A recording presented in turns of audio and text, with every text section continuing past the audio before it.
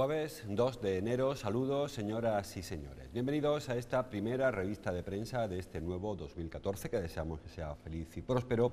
Vamos como cada día a repasar las noticias publicadas en la prensa cordobesa, Diario ABC, Diario El Día y Diario Córdoba. Empezamos como siempre por el Córdoba, con la versión digital.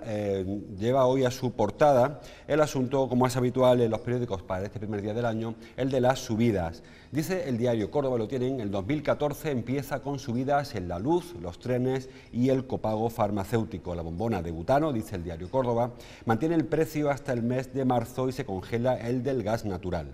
Facua Córdoba afirma que para muchos hogares la situación actual es peor que hace un año. También el diario El Día dedica buena parte de su portada al asunto de los precios. Dice el diario del Grupo Joly, el transporte y la luz lideran un año más la escalada de precios. Y lo tienen. El Ayuntamiento eleva las tasas municipales un 1,2% y baja algunos impuestos. Bueno, básicamente no nos va a sorprender mucho.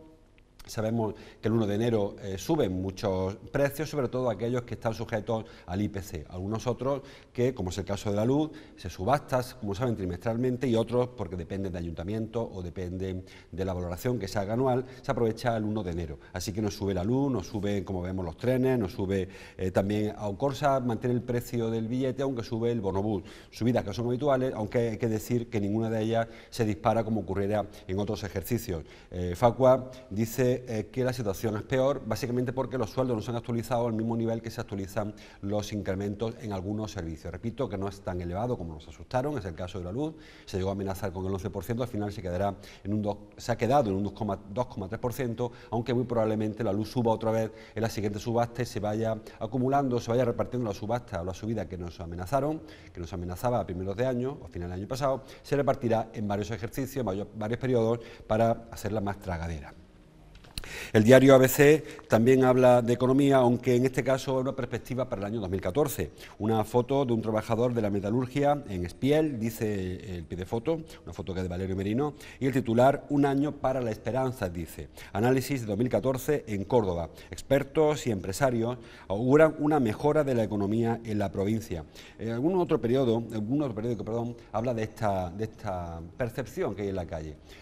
Creo que cada vez que cumplimos el rito de pasar de año a año, la sensación que tenemos todos es que va a ser mejor el que viene que el que se fue. Este 2014 no es muy difícil, porque el 13 ha sido uno de los peores años de la historia reciente de Córdoba o de España. Así que probablemente este 2014 sea, como dice la ABC, un año para la esperanza. No puede haber mucho más paro porque la situación ya está en el límite.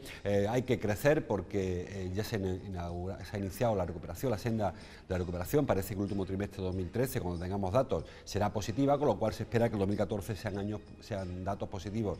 El desempleo, decíamos antes, en el 2013 ya hubo 8 meses de crecimiento, muy moderado siempre, pero ya hubo solo 4 meses en los que creció la cifra del paro y 8 las que se fue recortando. Es cierto que aún hay más paro ahora que el inicio de la crisis, bastante más, mucho más, pero parece que lo que nos espera es datos positivos. ¿Tantos como para ser optimistas? Pues bueno, yo creo que es mejor mirar un año que está recién estrenado con optimismo que con pesimismo, pero también dicen los analistas que no va a ser un año de un gran crecimiento. El diario El Día trae su portada una imagen del ministro Luis de Guindos, porque él también hizo su propia valoración y dice este periódico, el diario El Día, que de Guindos, el ministro de Economía, augura que la creación de empleo romperá las previsiones. También anunció una bajada del IRPF y aseguró que apenas se reformará el IVA. ¿Cuáles son las previsiones del año para el crecimiento de empleo? Pues que tampoco hay unas previsiones muy claras. Tanto el propio Gobierno como la Comisión Europea, la Unión Europea, la OCDE han dicho que España va a recuperar muy poco a poco el empleo perdido durante estos 5 años o 6 años de crisis, de 2008 al 2013 al menos, y que será, como digo, muy paulatino, que no va a ser igual que se perdió el empleo de pronto, de un año para otro, no habrá un crecimiento, no habrá una creación de empleo de un año para otro, sino que será muy poco a poco. Dice el ministro que se va a romper las previsiones. Yo creo que para eso están las previsiones. En principio, cuando se hace un analista, dice que España va a crecer el 1,3%, 1,5%, lo que al final se vaya determinando. hay mecanismos, tanto los gobiernos a nivel nacional, a nivel local, a nivel regional, a nivel europeo, hay herramientas, hay mecanismos para romper esas previsiones. Y en el tema del empleo o del paro, creo que también tenemos las herramientas. Si se demuestra que las políticas actuales no crean empleo al ritmo que necesita la sociedad, habrá que cambiar las herramientas para que se cree empleo y no conformarnos con terminar el 2014, que está todavía por estrenar, estamos en el primer día laborable del año, terminarlo con más del 25% del paro, que es como dice los analistas que terminará este año, que lleva un día solo. Con lo cual creo que el ministro hace bien en mostrarse optimista, aunque está en su mano, el Ministerio de Economía, activar la economía para que el empleo, como dice él, se cree por encima de las previsiones y rompa estos pronósticos que no son del todo positivos. Mejor crear poco empleo que destruir empleo, pero mejor crear mucho empleo, sobre todo porque hay muchas personas, hay 6 millones de personas a la espera de que haya buenas cifras y no que nos conformemos con que el paro no siga cayendo, no siga disparándose. En cuanto a la foto, el diario Córdoba trae una foto en su portada del primer parto del año, que es una información muy habitual de los periódicos, una información que elabora Araceli Arjona y dice, y les dieron las uvas en el paritorio, lo tienen, es la foto del primer nacido, en este caso nacida, una niña lucentina, Araceli, que nació a las 12:30, perdón. El Hospital Infanta Margarita de Cabra asistió al primer parto del año, una niña lucentina, que nació en Cabra, pero lucentina, que se llamará Araceli, se llama Araceli, y que vino al mundo a las 12:32 horas. En Córdoba capital, el primer niño, otra niña también, se llama Lola, y nació a las 12:55, la 1:05, en el Hospital Reina Sofía, en el caso de Córdoba, en el Infanta Margarita de Cabra, en el caso de la niña lucentina. La niña pesó 3 kilos, justitos, 3 kilos y 50 gramos, y ha sido el primer bebé nacido en la provincia de Córdoba. Y el cuarto retoño de la pareja Sergio Cabrera y Araceli Bernet, que son los que aparecen en la fotografía, una foto que firma José Antonio Romero. La foto del diario El Día, la del ya ministro del ABC, la del día es para la fiesta de fin de año que se vivió antes de anoche. Festivo comienzo, dice el diario El Día, comienzo de año, con la vista puesta en la recuperación. Coincide, si ven en el mensaje, con el diario ABC. No se produjo ningún incidente de relevancia, lo más interesante de la noche de Nochevieja en Córdoba. Hubo muy pocos cotillones, como saben, hubo apenas 2, el resto fueron todas fiestas en locales de ocio o fiestas particulares, que hubo muchísimas, o incluso una moda que se está aprendiendo de ahora, en los últimos años, se está imponiendo, que es la de celebrar la Nochevieja, pues de sitio en sitio y por la calle celebrando. No llovió tanto como se esperaba, llovió muy poquito, aunque sí que hizo frío, y eso hizo que la gente joven, sobre todo, pues se paseara mucho por la ciudad. Dice el diario Córdoba que Córdoba vivió una de las Nocheviejas más tranquilas de los últimos años. Más de 6.000 personas, dice el diario Córdoba, vivieron la Nochevieja de la Ascendilla. Veamos la foto del diario El Día, que sí que la recoge en su portada, una foto de Óscar Barrio Nuevo. Y dice también el diario Córdoba que el 112 atendió 133 llamadas en toda la provincia a lo largo de 19 horas. Es decir, muy tranquila. No hubo incidente en las carreteras, que es lo que nos preocupa, porque saben que esa noche se toma mucho alcohol, no hubo problemas, no hubo tampoco incidencia en cuanto a intoxicación etílica, o al menos de gravedad, y podemos decir que fue una noche muy tranquila. Por cierto, que también dice el diario Córdoba, lo leemos ahí, que Facua recibe quejas por el traslado a última hora de una fiesta a otro local. Facua Córdoba comenzó la mañana del día 31, la de antes de ayer, a tramitar quejas de personas que, bueno, sería así el de 31, que habían adquirido una entrada para el cotillón que se debía celebrar en la bodega Yerbabuena, en el polígono de Chinales. Y es que la organización de esta fiesta cambió con menos de 24 horas de margen la fiesta de la bodega esta a un local en El Brillante con capacidad muy inferior al aforo, dijo Facua en un comunicado que envió a los medios el mismo día 31. Bueno, Facua recuerda que la obligación de los organizadores de esta fiesta, en la bodega La Yerbabuena, es devolver el dinero a quien no quisiera ir a esa fiesta, porque entendía que el contrato era para un local y para un acto en concreto, y no para el que quisiera esta familia organizar. Se supone que el no hacerlo ahí fue porque tendría problemas o bien con el aforo, o bien con la seguridad, o bien con un permiso, una licencia urbanística o de lo que fuera, y ellos mismos decidieron cambiarlo. Pero recuerda a Facua que cualquier modificación en un contrato, una modificación unilateral, invalida el contrato. Es decir, que para esta ocasión o para cualquier otra ocasión, si ustedes compran una entrada para el teatro y al llegar le han cambiado, aunque sea un solo aspecto del contrato que se firma cuando se compra una entrada, tienen derecho a la devolución. Saben que a veces ocurre con los toros, por ejemplo, cambian un torero, cambian la ganadería, o el fútbol cambian la hora, pues ese tipo de cosas invalida los contratos. Y en el caso de la fiesta de Nochevieja, pues igual, si había un sitio y los cambiaron porque entendieron los organizadores que no se podía hacer allí, ese no es problema de quien compró la entrada, porque le vendría mejor un sitio u otro probablemente, o no querrían irse a donde querían hacerlo. Así que según Facua se puede hacer la modificación, se puede pedir la devolución, y según Facua y según la ley están obligados los organizadores a devolver el importe que se hubiese abonado. Hubo gente que fue, supongo, porque yo no sé cómo fue la fiesta, no lo dice, supongo que habría gente que acudiría a este acto, pero que no lo hiciera puede reclamar la devolución del dinero que hubiese invertido en esto. Seguimos con el diario Córdoba, con la página web que estamos viendo antes. Dice este periódico que hay otros 4 detenidos por robos en casas de campo. Ahí lo tienen. Se refiere a Cerro-Muriano. El total de arrestos se eleva ya a 11 y se esclarecen al menos 10 asaltos. Tenían un punto de venta de los objetos que se habían apropiado. Son vecinos de Cerro-Muriano. No sé si son nativos de Cerro-Muriano, pero de los 11 detenidos, 10 vivían en Cerro-Muriano. La Guardia Civil lleva tiempo buscando porque por el modus operandi, por la forma de trabajar, sospechaban que eran vecinos de la zona, que aprovechaban que los ocupantes, que casi siempre son segundas residencias, no estaban, le seguían los hábitos, le seguían las costumbres de cada familia, que ahora se volvían para la ciudad, cuando eran, digo, segundas residencias, para entrar en la casa y desvalijarla. Y luego habían encontrado unos nidos que llama la Guardia Civil, de una especie de zulo, si quieren, de escondite en el campo, donde depositaban la mercancía antes de ponerla en circulación, porque como saben, buena parte de este tipo de atracos, de asaltos, se esclarecen a la hora de intentar vender el objeto robado, porque la familia da parte, lógicamente, de la denuncia del robo, y se activan los mecanismos para intentar evitar que haya luego alguien que compre el material robado y lo ponga de nuevo a la venta. Bueno, pues la Guardia Civil había encontrado algunos nidos de estos y lleva ya unos días deteniendo a integrantes de la banda. Se completa con otros 4 detenciones y parece que con eso se termina el operativo, aunque sigue abierto a la espera de que en las declaraciones de los 11 detenidos dé lugar a alguna detención más o algún esclarecimiento más de algún otro suceso. Hasta ahora se esclarecen 10 asaltos, dice el diario Córdoba, aunque pudiera ser que hubiese alguna detención más. Es muy interesante lo que dice este periódico del punto de venta de los objetos.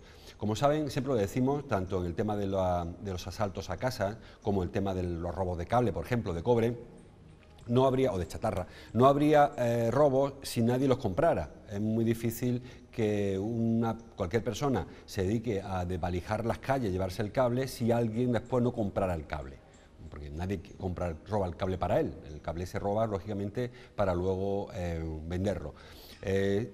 La Guardia Civil insiste en que hablan con todos los vendedores o compradores oficiales o legales, las chatarrerías que conocemos de toda la vida, que no compran, ellos aseguran que no compran, y la Guardia Civil, la policía, hace inspecciones continuas, le inspecciona para ver si efectivamente todo lo que compran tiene la factura normal, la factura legal de haber sido adquirido en cualquier sitio y luego se vende a una chatarrería. Pero es cierto que algún sitio lo comprarán, seguirán comprándolo cuando siga habiendo robos. En el caso de los robos en casa de campo o en domicilio de la ciudad o donde fuera, está claro que lo que los ladrones roban no es para ellos.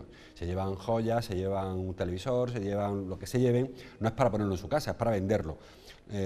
Si esto ocurre porque luego hay peristas que compran material robado para luego, como digo, volverlo a vender.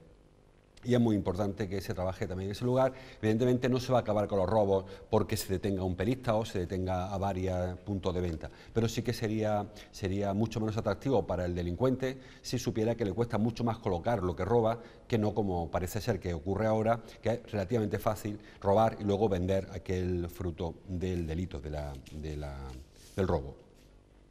También volvemos al balance del año que pasó o del año que empieza. Dice el diario Córdoba que congelan el salario mínimo y el de los funcionarios, pero sube las pensiones. Bueno, sube muy poco, es cierto. El ejercicio que acaba de comenzar se combinará la subida de los costes de la vida con el mantenimiento o la bajada de salarios que perciben muchos de los ciudadanos. Básicamente, hombre, la subida de las pensiones es casi una congelación. El salario mínimo se queda como estaba, en 600 y pico euros, y los funcionarios con la paga congelada, incluso con alguna extra retenida. De manera que el poder adquisitivo en general de los trabajadores se contiene o incluso se reduce. Y además hemos tocado 3 campos, o al menos 2, funcionarios y pensiones, de personas que tienen garantizados sus ingresos. Quiere decir que a estas alturas de crisis, que todavía, aunque haya brotes verdes o haya una luz al final del túnel, seguimos en periodo de problemas económicos importantes, hay que decir que buena parte de la economía doméstica proviene de funcionarios y de pensionistas, porque son los que garantizan sus ingresos. Cualquier otro trabajador puede estar más estable o menos en su empresa, pero tiene siempre la amenaza de un cierre, mientras que el funcionario o el pensionista sabe que va a cobrar y por lo tanto muchas veces el consumo, sobre todo consumo a plazo, consumo a medio plazo, que no sea inmediato, recae en estas economías. Si a estas economías, tanto los trabajadores públicos como los pensionistas, se les retiene o se les congela el sueldo, al final pierden poder adquisitivo porque sí que siguen subiendo, veíamos antes, pues el copago farmacéutico, la luz, el tren, el autobús, sigue subiendo más o menos.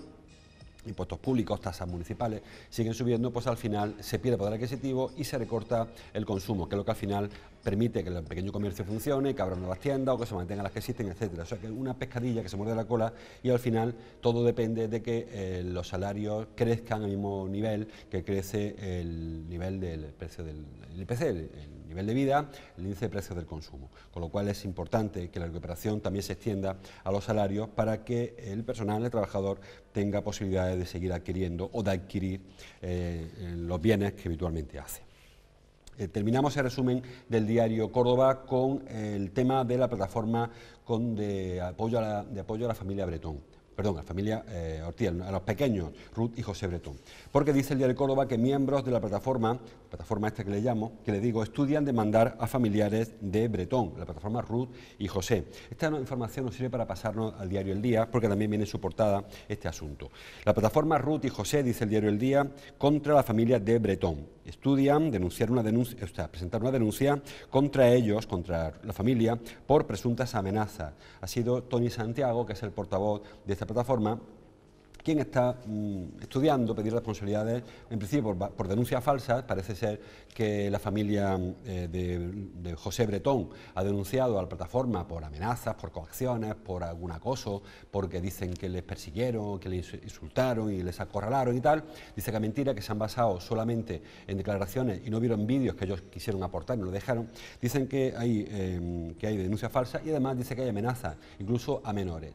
Bueno, yo personalmente entiendo que este asunto de Ruth y José, de los pequeños desaparecidos y fallecidos, y dice la justicia que a mano de su padre, está el caso condenado, sabe, juzgado y condenado, está a espera de la revisión, de la casación. Digo que yo creo que habría que ir cerrando esta página. Me parece que no podemos estar toda la vida hablando de este asunto porque no hace sino prolongar el dolor de la familia y prolongar la madre, sobre todo, de Ruth, y creo que tampoco ahora se va a conseguir nada si la plataforma esta consigue una multa, supongo, a familiares de la familia de Bretón, que en aquel rifirrafe que hubo, si recuerdan, en los primeros meses, sobre todo cuando se intentaba que Bretón explicara dónde había enterrado a sus hijos, si le había matado a él, si tenía cómplices, en aquel lío sí que hubo, a todo el mundo se le fue un poco de las manos, a familiares de José Bretón, a familiares de Ruth Ortiz, a las personas que se unieron a la plataforma, tanto particulares como Tony Santiago, que es quien preside el portavoz de la plataforma. Se le fue a todo el mundo un poco la pinza, digo ahí, o se le fue un poco las maneras, y más de uno pues dijo cosas que luego con el tiempo, ya con la frialdad que da la perspectiva del tiempo, probablemente ahora se arrepientan. Pero es cierto que siguen abiertos varios litigios, hay un par de casos pendientes por una orden de alejamiento de unos frente a otros, denuncias falsas de unos frente a otros. Yo creo que no aporta mucho este caso ya.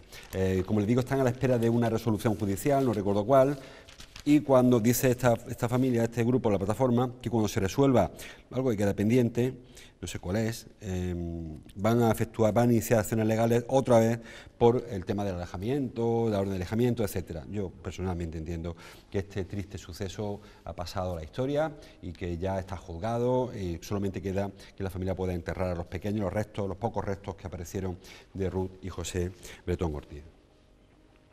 El diario Córdoba termina con dos asuntos más. Una foto para Carlos González, presidente del Córdoba Club de Fútbol. Bueno, me he dejado... Bueno, no, es que era de antes de ayer. Pasa que hay un lío con el diario Córdoba. Parece que se ha cerrado ya el tema de las camisetas. Se va a hacer público hoy o mañana cuál sea la camiseta del Córdoba y eso es la confusión que tenía. Pero lo que trae el diario El Día es una información sobre qué va a ocurrir con el Córdoba en estos 6 meses que le quedan al proyecto de Carlos González. Dice el diario El Día, González, se refiere al presidente del Córdoba, Carlos González, afronta los 6 últimos meses que se marcó para subir al Córdoba. Bueno, yo creo, hay quien piensa que eso fue, pues eso, una butad, un ejercicio de Carlos González para conseguir convencer a los aficionados y que se sacaran los abonos y que no había mucha esperanza en que el Córdoba, con el presupuesto que maneja y con la plantilla que tiene y con la estructura que tiene, pudiera efectivamente subir al Córdoba con tantas garantías como él intentó expresar. Recuerden que hay una promesa de Carlos González de subir al Córdoba y si no se juega el playoff el año que viene no pagará ningún abonado su abono, será gratuito y si se sube los abonos tendrán un precio especial para ver los partidos en primera. Es decir, una serie de promesas que, bueno, no todo el mundo se creyó, no todo el mundo confía en que esto se hiciera. Lo cierto es que ahora el Córdoba está a 2 puntos solo del playoff, que hay un mes importante ahora, el que se abre, el de enero, porque hay varios cruces directos y podía el Córdoba encaramarse a los puestos altos. Pero también es cierto que estamos a 2 puntos del ascenso y a 3 del descenso. El Córdoba, esos mismos puntos que tienen que pelear con los de arriba, tienen que servir para separarse de los de abajo. Y el proyecto de Carlos González no parece todo lo sólido que él intentó asegurar o convencernos a primeros de año. Los refuerzos, bueno, saben, Arturo, que es quien viene, quien ha venido ya, y estamos a la espera de ver cómo Pedro Cordero resuelve el tema de la salida y entrada en este mercado de invierno que estamos ya a punto de estrenar.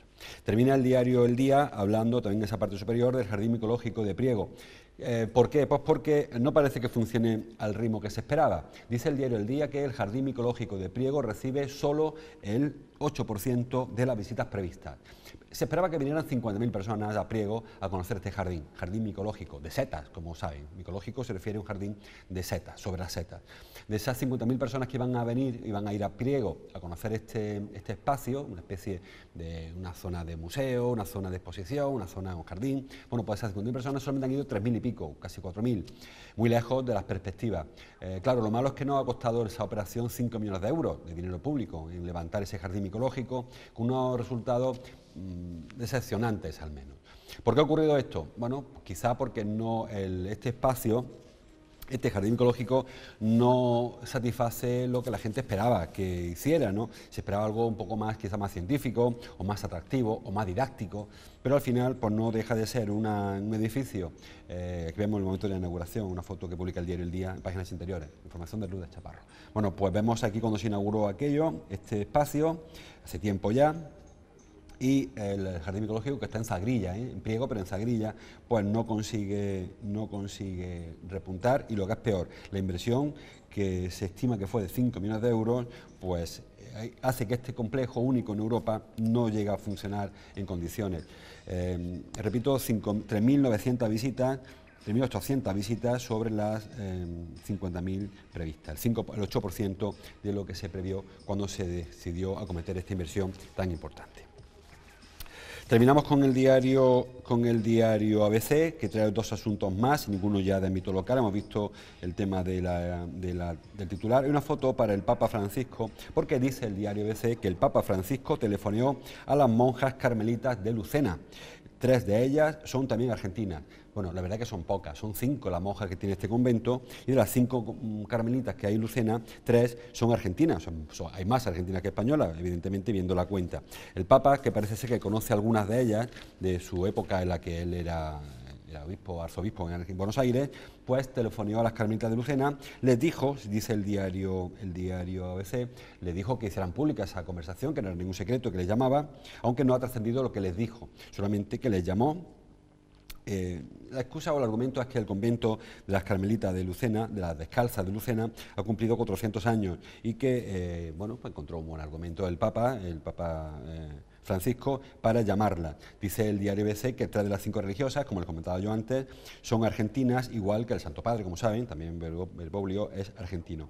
No es la primera vez que el Papa trata de hablar con las religiosas y ya había dejado un mensaje en el contestador, que suena un poco raro, eso de que el Papa tenga que dejarle el mensaje en el contestador de que quiero hablar con vosotros, soy el Papa, debe ser un poco raro. En cualquier caso, el Papa llamó, habló con ella, creo que fue el martes por la tarde, cuando consiguió hablar con la superiora del convento, y ha sido el sacerdote de Lucena, de la iglesia de San Mateo, de Lucena, quien, que es vicario episcopal de la Campiña, quien ha informado, David Aguilera ha informado de esta conversación del Padre, del Santo Padre, del Sumo Pontífice, del Papa Francisco, con las carmelitas lucentinas. Algo quizás sorprendente, yo no sé si llamó a otros conventos más, no lo explica esta información, pero en principio nos parece muy interesante que el Papa se comunique a este nivel. Son 5 monjas, repito, 5 religiosas, de las cuales son 2 españolas y 3 argentinas las que siguen en el convento, este convento que se fundó hace 400 años y que el Papa distinguió con esta llamada telefónica.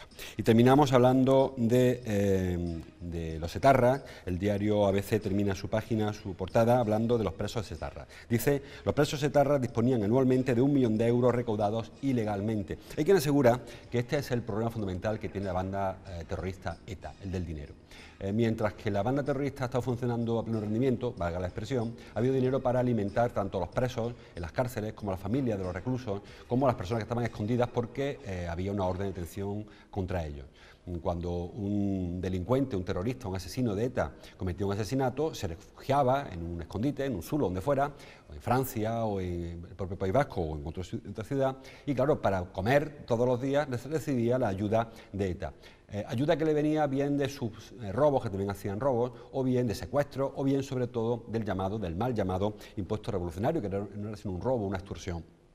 Bueno, ETA, como saben, la economía de ETA se vino abajo a partir de que cambió toda la estructura y ahora es mucho más difícil alimentar a los etarras huidos, a los familiares de los etarras que están en libertad, pero sus maridos, sus parejas están en prisión, y sobre todo a los etarras que están ingresados, que están presos en las prisiones españolas. Y probablemente ese sea el origen de todo este cambio que ha habido en las últimas semanas sobre la condición de los etarras. Dice el diario ABC que había hasta 1 millón de euros ilegales para mantener a los reclusos, a los terroristas presos. Bueno, yo no sé si el millón sería 1.800.000 o 1.200.000, lo que fuera, pero lo cierto es que es evidente que los presos etarras renunciaban a una serie de privilegios porque tenían su futuro asegurado, entre comillas, con el dinero que recibían por parte de la organización de la banda. Le pasó a los grapos igual, ¿eh? Los grapos, si recuerdan, después de disolverse, hubo algunos años que seguían robando bancos solo para pagar, solo, sería para lo que fuera, pero básicamente porque tenían que pagar a los reclusos, a los presos de Grapo, que tenían necesidades lógicamente económicas, y su familia, y los que estaban escondidos. Evidentemente la actividad delincuencial cuesta dinero, y también cuesta dinero tener a personas mantenidas cuando no tienen otra forma de vivir. Un pistolero habitualmente no trabaja de otra cosa, trabaja de pistolero y hay que pagarle todos los meses el mantenimiento. Bueno, pues quizá puede ser que esta falta de dinero sea la que esté motivando, como saben, este cambio de actitud de los presos etarras con respecto a su relación con la penitenciaría, con el ordenamiento español en cuanto a la intención de salir antes de la prisión, etcétera, etcétera, etcétera. Bueno, pues lo dejamos ahí. Ojalá que este tema de los etarras termine pronto y ojalá que el 2014 llegue con las perspectivas que todos los periódicos hoy nos cuentan. Un año de la esperanza, un año en el que por fin le veamos esta luz a este túnel tan largo que llevamos viviendo ya hace tanto tiempo. Les invito, como cada día, que continúen atentos a sus pantallas, a la programación habitual de esta casa, y que mañana, que será viernes, es un lío, mañana viernes, vuelvan aquí a esta cita a seguir leyendo la prensa cordobesa. Hasta entonces, como siempre, gracias por su atención.